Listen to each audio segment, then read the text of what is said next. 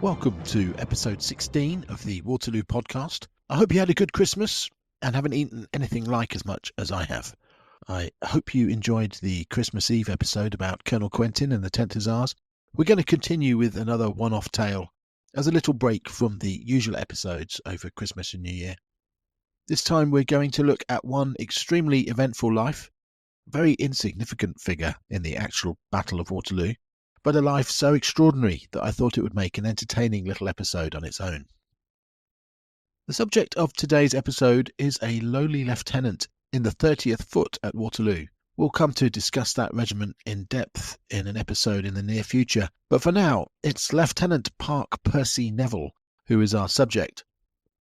In an age in which many people rarely ventured further than their next nearest village, most people leading such dull, insular lives that, to quote one old veteran of the wars, they would travel several miles just to see somebody who wore a new type of hat. There were a small minority of individuals who would lead lives so extraordinarily colourful that they would each make a great novel or film. This is one such story. Park Percy Neville was born on the 4th of April 1794 in York Street, at that time a well-to-do part of Dublin. His father had served in the British Army in the War of American Independence and seen action at Bunker Hill. Young Park would watch enthralled as his father, standing in the parlour of their home, whirled his old sword above his head, regaling the family with his war stories. Aged 16, Park was commissioned as an ensign in the 30th Foot, and just a few weeks later was off to Spain to join the 2nd Battalion, at that time engaged in the siege of Cadiz in the southwest. He later travelled with the regiment by ship to Lisbon and first saw action in May 1811 at the Battle of Fuentes de Noro. In early 1812, as Wellington's army advanced into Spain, it became evident that a number of fortified towns that lay in the way would need to be besieged and stormed by force. The newly founded Royal Engineers would therefore be kept very busy with this work, overseeing the digging of siege trenches, of digging saps and ramps, of overseeing artillery bombardments, and identifying any possible weak points in town walls. And thus, at this point, Neville's career took an unusual turn, as he was sequestered to the Royal Engineers, saying farewell to the 30th Foot for a while, and taking on a new role with the title of Assistant Engineer. He was first set to work at the siege of Ciudad Rodrigo, where he was tasked with making gabions and fascines, the defences behind which the British artillery might bombard the town in relative safety. These guns created breaches through which the town was stormed, and Assistant Engineer Neville was then employed in overseeing the rebuilding of the damaged walls and strengthening the town's defences. Next stop was the town of Badajoz, where the business of siege began once again. The slaughter of the assault on Badajoz is infamous, a night attack in which the British and Allies suffered horrendous casualties, before ultimately succeeding in storming the walls, followed by the sacking of the town by a rampaging mob of furious, blooded and drunk Allied infantrymen. Leading a party carrying ladders, Park was wounded in the head and leg during the assault. With much difficulty I got down a ladder more than halfway to the ditch when I could hold on no longer and tumbled down the rest of the way into some mud and water. But he was rescued by his servant, who then led him through the bedlam of the rioting town in order to receive treatment. On their way, Park witnessed some of the horrors being inflicted by the British soldiers on the local populace and narrowly escaped being shot dead by some Portuguese looters. Neville's next battle was at Salamanca, after which the army entered Madrid. The next task was to besiege and take the town of Burgos, north of Madrid, and for this he was once more employed as an assistant engineer. The need for specialist skills was especially great here. Only 5 Royal Engineer officers were present, and the army lacked the big guns and siege materials needed for the job. As a result, the siege and attempted assaults all failed, leading to the dreadful retreat of Wellington's army from Burgos in late 1812, back to the safety and supplies of Portugal. During one of the failed attacks, Neville was severely wounded by a musket shot in his left shoulder, which passed through his scapula. He fell unconscious among some debris, but was rescued by a sergeant of the Cameron Highlanders, who picked him up and carried him to safety. Neville recovered from his wound back in Portugal, and on his recovery rejoined his comrades in the 30th Foot. This 2nd Battalion had lost so many men in the campaign that it was sent back to England, and then stationed on Jersey until early 1814. It then took part in the campaign under General Thomas Graham in the Netherlands, and Neville was again made an assistant to the Royal Engineers, serving at Fort St. Prince Frederick in South Holland, then at the storming of the fortress at Bergen op Zoom. We'll have a look at this siege in detail very soon, but for now, suffice to say, it was another failure. Over 2,000 British troops were captured during the assault, but Neville managed to escape. In a short time, large bodies of French troops opened fire upon us, calling upon us to surrender, which many of our men did, throwing down their arms. All was lost, and some of us sprang over the parapets or through the embrasures into the ditches, now with several feet of water on the ice. Some escaped this way, others were shot down in the attempt, but I was fortunate and I got over with only a few bruises. Neville remained in the Netherlands through the ensuing peace of 1814, preferring the company of his friends in the Royal Engineers, and so was still with them in March 1815, when the shocking news broke of Napoleon's escape from Elba and return to France. In June, stationed with a handful of engineer officers at Charleroi on the Belgian-French border, Lieutenant Neville was one of the first British soldiers to be aware of Napoleon's advance, witnessing the French army cross the border on the 15th of June and take the town. Indeed, Neville and his comrades were very nearly captured. Some French chasseurs had got to our rear and it was now quite time to be off. We were well mounted and galloped past them within shot. They called upon us to halt, but we heeded them not. They then fired at us, but we were soon out of sight, along with a patrol of the 1st Hussars, King's German Legion, who directed us to a road to the British Army at Hal. Neville reached Hal and the reserved Allied forces stationed there on the 16th of June, and thus missed the Battle of Quatre Bras. During this day, he worried about not being with his friends in the 30th Foot. We were like brothers, so friendly did we feel towards each other, and I much wished to be with them. Nearly the whole night I was thinking of this, and towards morning I determined to resign my appointment and join them. However, the next day, the 17th of June, he was dissuaded from resigning his position of assistant engineer by Captain Oldfield, his brigade major, who assured him that they would soon have plenty to do at Hal. But the following day, Neville could bear it no more. He sent his horse and baggage back to Brussels, then mounted his only other steed, a small pony, and set off alone for Waterloo in search of his regiment, the 30th Foot. He arrived on the battlefield late in the day, and whilst looking for the 30th, a cannonball killed his pony. In the chaos, he met an old friend from the Peninsula, fellow Irishman Captain Joseph Logan of the 2nd Battalion 95th, the Rifles, and decided he may as well stay and join in the fight there. Everyone here was too busy to mind anybody, until during one of the lulls in the French cannonade, a large column of the Imperial Guard approached our front. Neville witnessed the repulse of these French guardsmen and joined the subsequent advance of the Allied army. He eventually managed to track down his regiment the following day on the 19th and was dismayed to find it had suffered so badly during the two battles, with especially heavy casualties among his brother officers.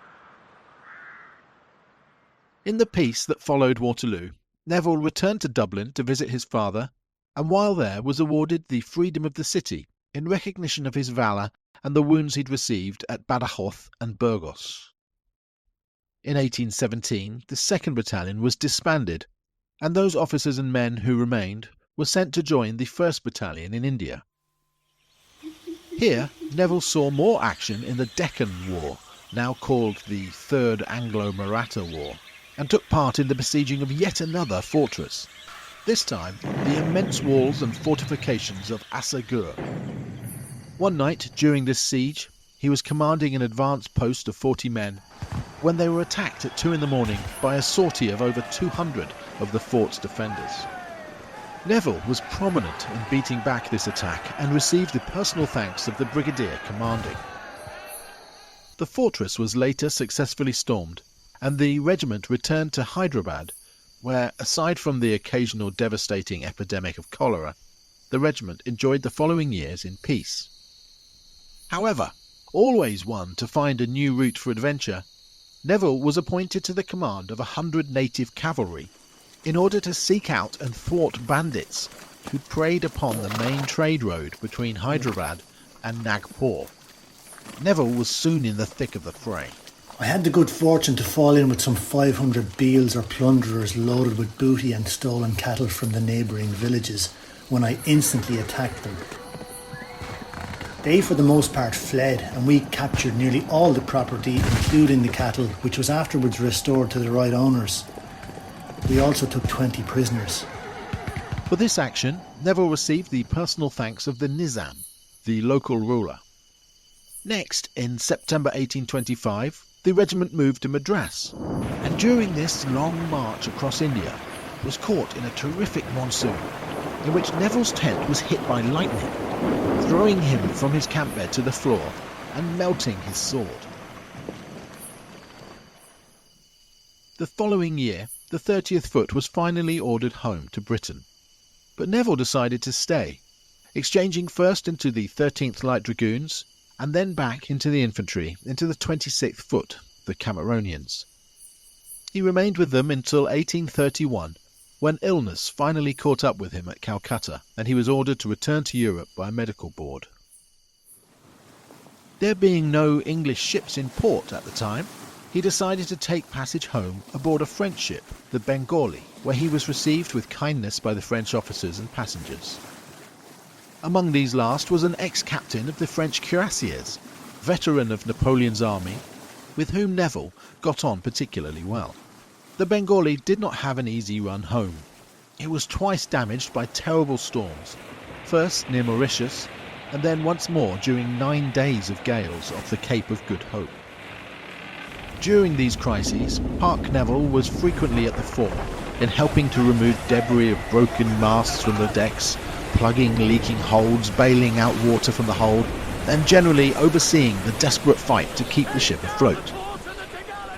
After repairs at Cape Town, they set sail again. It was now October, 6 months since they had left Calcutta, but now on the homeward stretch. The ship stopped at the island of St. Helena, where Neville accompanied his friend, the cuirassier officer, on a visit to Napoleon's tomb. I never witnessed anything more affecting than the outpouring of grief for this gallant officer. He knelt at the tomb and wept. It says much about the friendship of these two men that on finally landing in France after 9 months at sea, through burning sun, terrifying storms and other untold hardships, the cuirassier officer presented Neville with his prized Légion d'honneur, a medal awarded by Napoleon to his bravest troops, as a keepsake and token of his respect. Thus, Park Percy Neville must surely have become the only British soldier at Waterloo to be awarded, albeit unofficially, the most prized of Napoleon's laurels. Now thoroughly cured of his illness from India, Neville was due to return to his regiment there, but, typically of him, decided to take a more interesting route. Having a great desire to see Australia, he arranged to go to India via Van Diemen's Land, or Tasmania as it is now, the condition for this being that he command a detachment of 40 troops acting as guards on the Southworth, a convict ship sailing to Hobart. Thus, in July 1833, Park Neville set sail from Chatham with 400 adult convicts and 40 boys aboard. He did not find the role of prison guard an easy one. It requires a man to sleep, as it were, with one eye open, and in a voyage of 4 months' duration it becomes wearisome in the extreme. However, the convicts behaved well and the weather was generally fine. Thus the journey went peacefully, with only one exception. One night, around midnight, a terrible outcry broke out below deck, and the ship's officer and crew descended into the hold, where they discovered 3 men being held down by the other convicts. These 3 had been discovered soaring through a timber, which would have led to the ship sinking. In this way, they had planned to commit suicide, taking all the other convicts and crew with them. Aside from various encounters with sharks, huge whales and unidentified sea monsters in the deep, there were no further incidents, and the Southworth arrived safely in Hobart in November 1833. Neville enjoyed his stay in Tasmania and spent some time accompanying the famed Austrian botanist Charles von Hugel on an expedition into the interior of the island to collect specimens of unknown plants. Together they also went on a kangaroo hunt.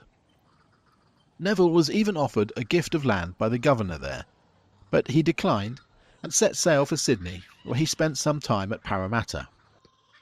While hunting alone in the bush one day there, he became lost and feared he might never be found and would die there. This had happened to other hunters only a few weeks previously. However, Neville carried a small compass on his watch chain, and with this he managed to find his way back to Sydney, spying a distant light of a settler's cabin through the dark of night. Next stop for Neville was New Zealand, where he was greatly impressed by the Maori people, and then they set sail for India. On the way up the coast of Australia, the ship stopped at various paradise islands, many of them seemingly uninhabited. The ship called next on the island of Timor, at that time a Dutch colony, and Neville visited the city of Kupang, where he was taken in by a Dutch widow who invited him to her villa 10 miles into the jungle. After the rugged hardships of life aboard a British naval ship, Neville again seems to have greatly enjoyed the company of this polite and gentle Dutch society. There is nothing like roughing it a little. Then meeting with comfort and agreeable people makes the enjoyment one feels 10 times more pleasing than otherwise. Once more Neville was entreated to stay, this time by the Dutch widow. But once again he declined the offer and rejoined the voyage to India. He arrived back in Calcutta 2 years, 5 months since he left on his sick leave, and after enduring untold hardships and witnessing untold wonders from birds of paradise, ancient temples, colossal snakes, cannibals, kangaroos and Komodo dragons. On his arrival, he received a letter from his commanding officer in the Cameronians that the regiment was on its way to attack Jodhpur, the capital of the state of Rajput, which had risen in rebellion, plundering its neighbouring states and committing various atrocities. This was 800 miles away, and Neville decided to go by palanquin, that is, a litter being carried in a large box by 4 to 6 bearers. He travelled in this way for a whole month until, at the beginning of October, he received news that the uprising had surrendered and the Cameronians had turned back. So the month being carried across India had been an expensive and uncomfortable waste of time. Still, it was yet another extraordinary adventure, by now typical for Park Percy Neville. Many more were still to come. In 1835, Neville took leave to embark by elephant on a tour of the Himalayas, and on his way shot a tiger which had attacked his elephant. This tiger turned out to be a notorious local man-eater. The inhabitants of the neighbouring villages came about us, rejoicing at their deliverance from an enemy which had not only killed several of their cattle, but also 2 of themselves. At Simla, in the foothills of the Himalayas, Neville bumped into his old friend Baron Hürgel, the Austrian botanist, who was again collecting samples of hitherto unknown species. Neville journeyed on horseback throughout the Himalayas for weeks and seemed to have been very moved by the grandeur of the breathtaking scenery, the fireflies among the pine trees at night, and the kindness of the local people. Whilst at Simla, Neville received a letter informing him that he had been promoted to captain. This seems extraordinarily long in coming.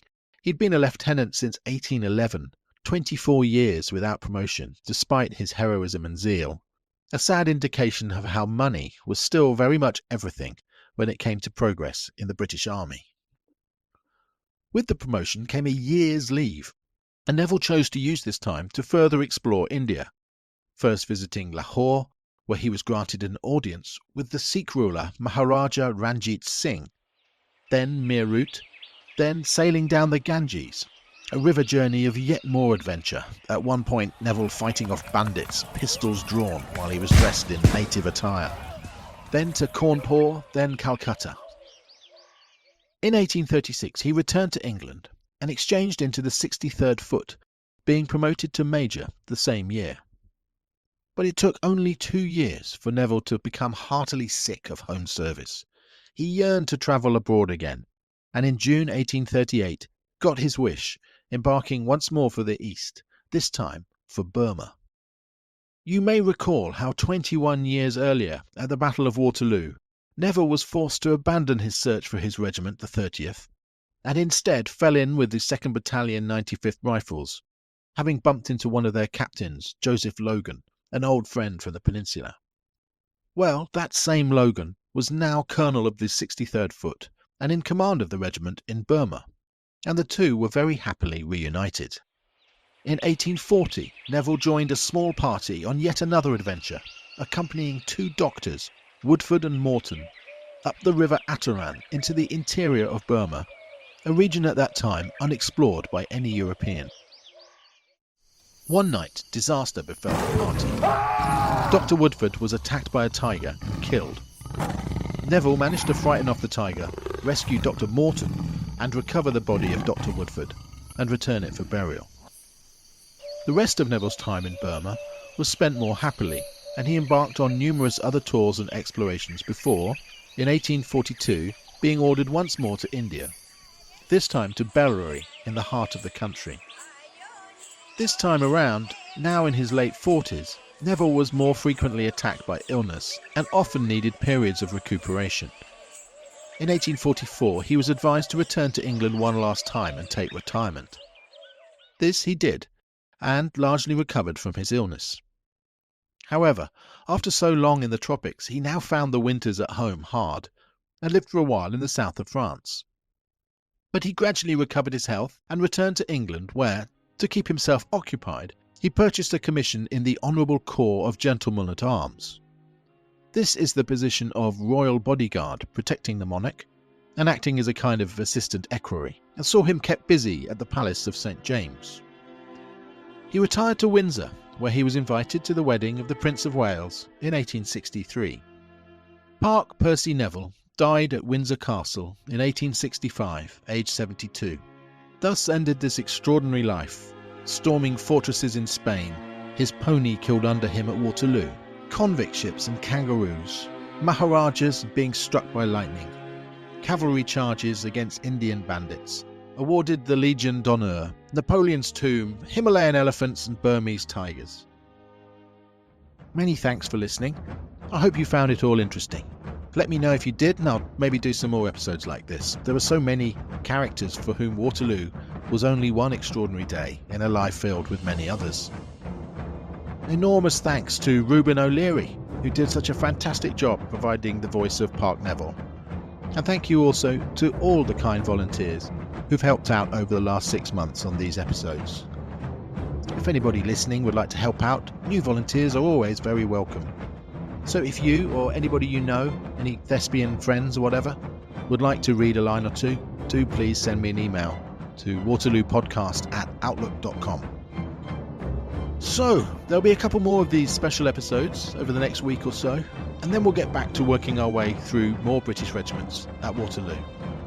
Happy New Year. See you soon.